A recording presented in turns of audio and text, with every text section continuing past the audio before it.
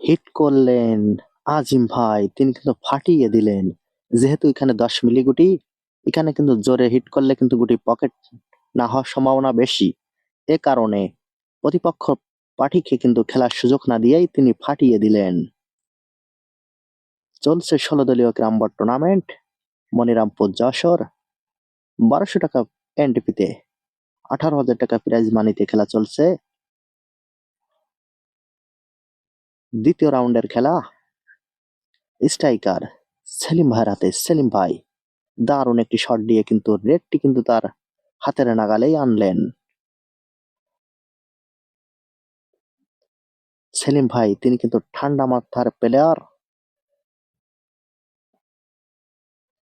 এবার রেডটিতে চাবি দেওয়ার চেষ্টা।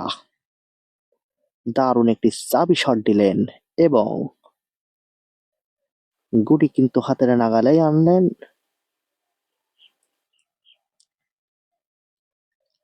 এবার ব্যাস দিয়ে কাবার দেওয়ার চেষ্টা। চমৎকার একটি শট দিয়ে কিন্তু কাবারটি কমপ্লিট করলেন। সেলিম ভাই টানাগুড়ি খেলার চেষ্টা।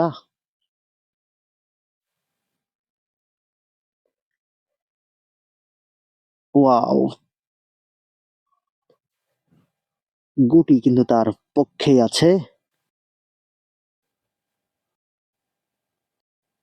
গোল গুটি ফেভার না করলে কিন্তু জেতা যায় না। যেহেতু টুর্নামেন্ট খেলায় যার যত ফেভার করবে তারাই কিন্তু জিতবে। যেহেতু ৪টে প্লেয়ার যদি সমান হয়ে যায় তাহলে যাদের ফেভার বেশি থাকে তারাই কিন্তু জেতে।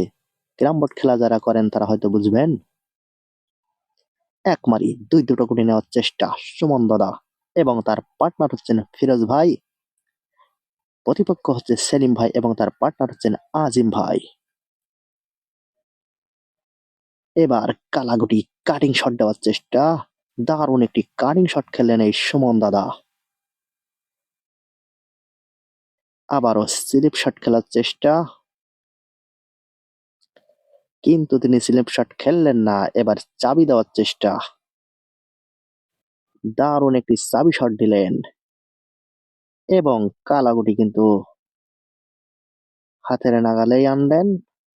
আবারও চাবি শট দেওয়ার চেষ্টা, প্যাচ দিয়ে চমৎকার একটি চাবি শট খেললেন এবং দুটো গুটি নেওয়ার চেষ্টা। এক মারি অসাধারণ একটি শট দিলেন। আর কিন্তু তিনটে গুটি রয়েছে। এবার প্রতিপক্ষের গুটিকে চান্স করিয়ে দেওয়ার চেষ্টা। তিনি কিন্তু ঝড় তুলে দিলেন, কিন্তু ঝড়ে কোনো গুটি পকেট হলো না। আরো প্রতিপক্ষের কিন্তু ভালো হয়ে গেল।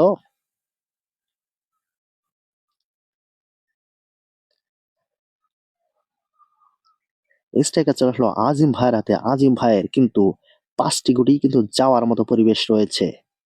পারবে কি এখান থেকে ফিনিশিং দিতে আজিম ভাই?